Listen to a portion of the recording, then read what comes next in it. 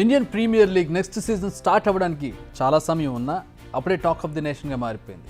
Reason very soon mega వేలం నిర్వహించాల్సి ఉండడం.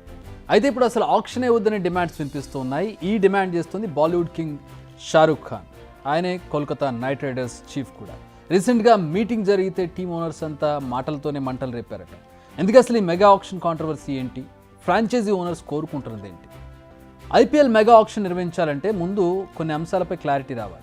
ఏ టీం ఎంతమంది ప్లేయర్స్ను రిటైన్ చేసుకోవాలి, ప్లేయర్స్ను కొనుగోలు చేయడానికి ఎంత డబ్బును ఖర్చు చేసుకోవచ్చు, ఇలా కొన్ని అంశాలపై క్లారిటీ రావాలి. దీనికోసం ఐపీఎల్ మేనేజ్మెంట్ ఫ్రాంచైజీ ఓనర్లతో మీటింగ్ ఏర్పాటు చేసింది. ఈ మీటింగ్లో 3 టాపిక్స్పై డిస్కషన్ జరిగింది. నెంబర్ 1 మెగా వేలం, number 2 players retention, number 3 impact player rule, number 4 ఒకవేళ ఆక్షన్ నిర్వహిస్తే ఎంత డబ్బు ఖర్చు చేయాలి. ఈ టాపిక్స్పై మాట్లాడుతుంటేనే KKR owner Shahrukh Khan, Punjab Kings team owner Ness Wadia మధ్య వాడివేడి చర్చ జరిగింది. యాక్చువల్గా మెజారిటీ టీమ్స్ ఆక్షన్ నిర్వహించాలని కోరుకోవడం లేదు. షారూక్ ఖాన్ ఎక్కువ మంది ప్లేయర్స్ను రిటైన్ చేసుకునేందుకు అవకాశం ఇవ్వాలని డిమాండ్ చేశారు. దీనికి నెస్ వాడియా అడ్డు చెప్పారు. అంతేకాదు మెగా ఆక్షన్ నిర్వహించాల్సిందే అన్నారు. దీంతో ఇద్దరి మధ్య డైలాగ్ వార్ జరిగినట్టుగా తెలుస్తోంది. షారూక్ ఖాన్ వాదనకు చాలా టీమ్స్ మద్దతు పలికాయి. Like Royal Challengers Bengaluru, Sunrisers Hyderabad, King ఖాన్కు మద్దతు పలికాయి. ఎక్కువ మందిని రిటైన్ చేసుకోవాల్సిందంటూ మద్దతు తెలిపాయి. కానీ పంజాబ్ మాత్రం సస్యమిరా అంటుంది. నిజానికి ఈ డిమాండ్ ఇప్పుడు కాదు, చాలా రోజులుగా వినిపిస్తోంది. ఎందుకంటే చాలా టీమ్స్ కొన్ని కోట్లు కుమ్మరించి ఫేమస్ ప్లేయర్స్ను దక్కించుకున్నాయి. వారిని ఇప్పుడు ఉన్నపడంగా వదులుకోవడానికి సిద్ధంగా లేవు. సెకండ్, దాదాపు అన్ని టీమ్స్ యంగ్ ప్లేయర్స్ను దక్కించుకున్నాయి. అంతేకాదు వారి కోట్లు ఖర్చు చేసి ట్రైన్ చేశాయి. ఇప్పుడు వారంతా మంచి ఫామ్లోకి వచ్చే సమయానికి వేరే టీమ్స్కి వెళ్ళిపోవడం నచ్చడం లేదు. అందుకే మెగా ఆక్షన్కు సపోర్ట్ చేయడం లేదు. చాలా టీమ్స్లో non Indian players key role play చేస్తున్నారు. ఇప్పుడు వేలం నిర్వహిస్తే 3కి మించి ఆటగాళ్లను రిటైన్ చేసుకోవడం కుదరదు. అంటే కీ ప్లేయర్స్ అందరినీ వేలానికి వదిలేయాల్సింది. అదే కాకుండా యంగ్ ప్లేయర్స్పై కూడా చాలా ఫోకస్ చేస్తున్నాయి. దీనికి ఎస్ఆర్హెచ్ బెస్ట్ ఎగ్జాంపుల్ అని చెప్పాలి.